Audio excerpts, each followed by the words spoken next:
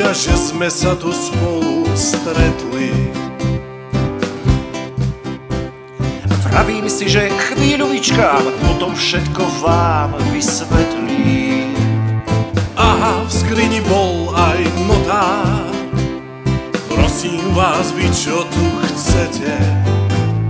Ja som videl spoza plota takú tmavú tmu, no však viete. Tak si vravím, idem bližšie, úradne a v počestnosti.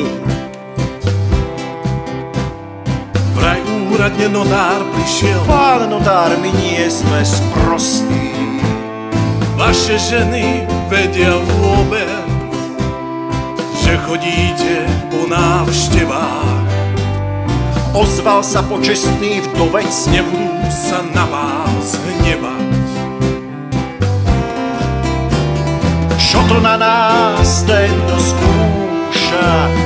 Tvári sa tu ako víťaz. Diskrétnosť je vlastnosť muža. Mlčím, ale posledný raz.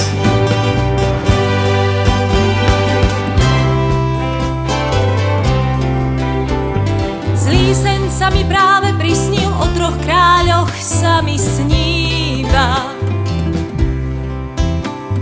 Traja chlapi sa tu zišli v dome, kde Solocha býva. Neviem, čo tu teraz chceli, čo ich so Solochou spája. Že im uleteli včely, tak sa tvária všetci traja. Ráno poviem vašim ženám, kde ste boli o polnoci. Veľkú radosť z toho nemám, z otca ešte horší pocit. Nehovor nič, Katarína, Vysvetľuješ si to zle.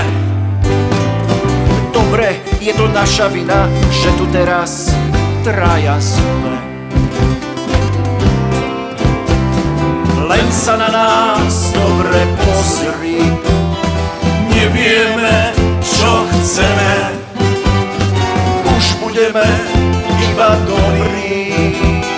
To ti navždy sľúbim.